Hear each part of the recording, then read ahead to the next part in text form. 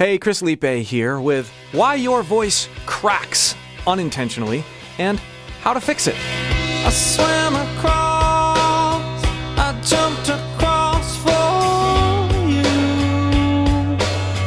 Oh, what a thing to do. 'Cause you were all yellow. I drew a line for you. Oh, what a thing to do. And it was all yellow.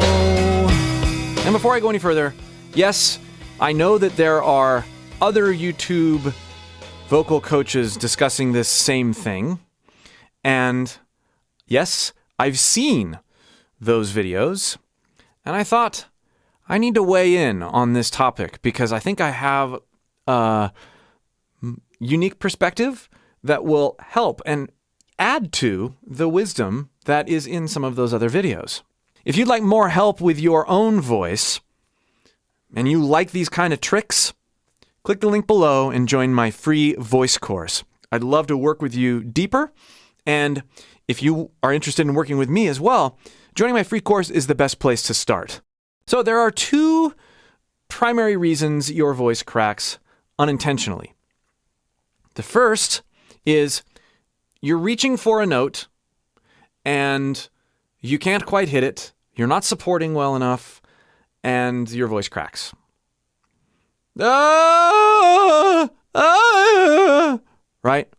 The second, and this is the more vexing one, you feel like you're supporting, you're pushing really hard and you're singing from your diaphragm, and in my language, you're using your poop muscles and you're focusing your attention downward and you're not tensing your throat and your voice still cracks and you're not even trying to sing high. It's like it gives out for a moment and there's this like, what's going on here? Why is my voice doing that? Sometimes it's not even a total crack either. It's like your voice gives out and adjusts pitch unintentionally.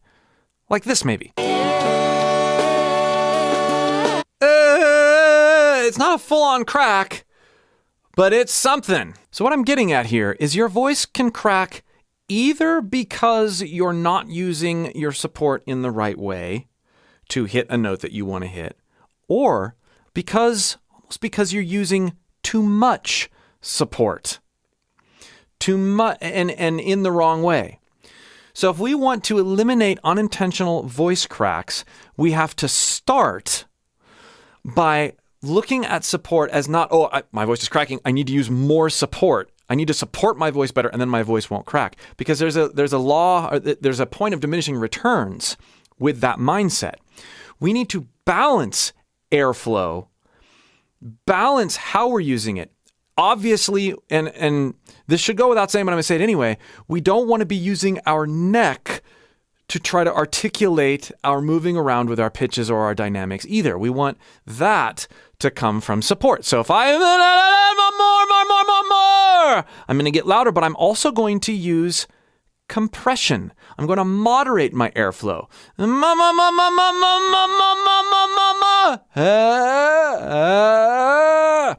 Using a healthy amount of compression while you're dialing in certain notes and while you're singing, even if you're not trying to be gritty, is going to help you stabilize your notes. So you won't run into the problem that I just showed there, where we're sort of just blowing so much air over our chords. We're going so hard on our chords, they just kind of go like, ugh. Compression will keep that from happening as long as you're dialing that in. So dial in your compression. Take a single note. Hey, hey, and practice lifting something heavy while you're singing that note. Hey,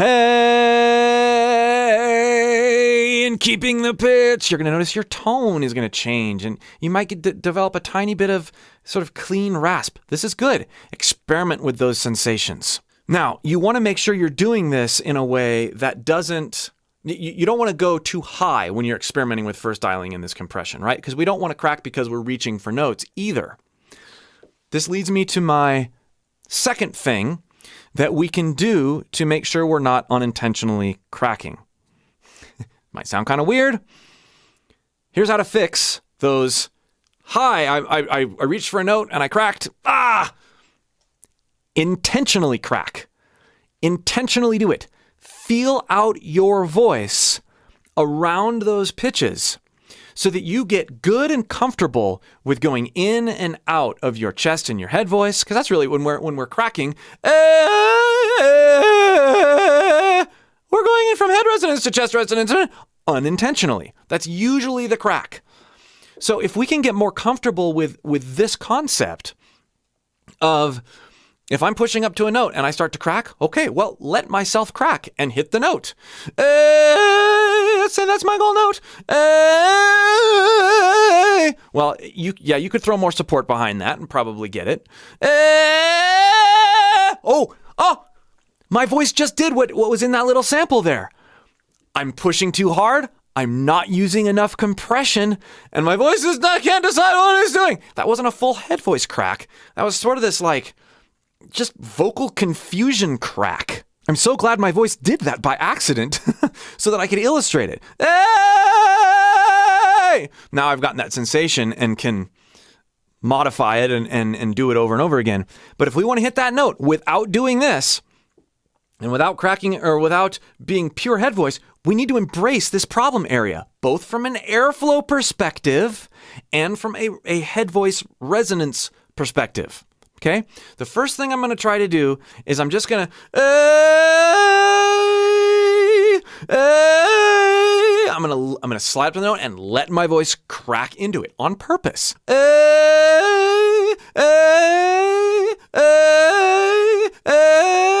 Sometimes I'm blending my break, but the point is to recognize that I'm switching resonances. Now, I'm going to push up to it and just add support like we kind of want to. Okay. I'm going to try using more compression. That's better. Still not where I want it to be, though. I'm going to combine these approaches a little bit more.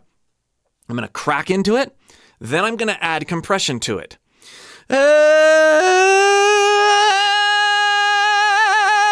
Hear how much clearer and cleaner and freer that note sounds?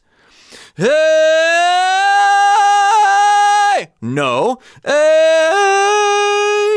That's not what we want either.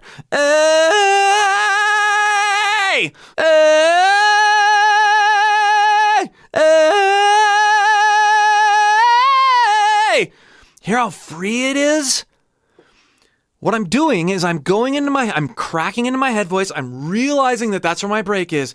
And then I'm experimenting with airflow. I'm experimenting with compression after I've already accepted that I've hit that in my head voice. This doesn't work for everybody, and it doesn't work particularly right away. You really have to spend a lot of time feeling these things out. Balancing airflow moderation, compression, support, and getting really comfortable moving in and out of your head resonance. Because if you're not afraid to go into your head resonance, when that crack comes, you'll be able to lean into it and make lemonade out of lemons, essentially. Here's a few more noises to help you internalize this. Ooh. Ooh's a big one for cracking, right? Ooh.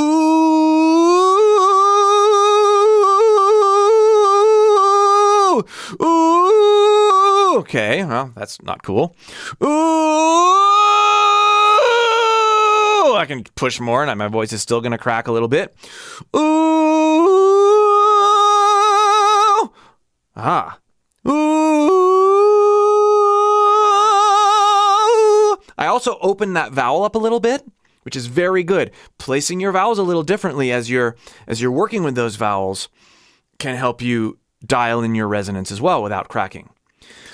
But I hope you can hear and see the struggle that my voice isn't any different than anybody else's. But as you learn to place your voice in different ways and get comfortable with it doing what it's going to do, and then learn certain workarounds to coax your voice into the right muscle memory positions, you can go a long way. Thanks for watching. We'll see you for more.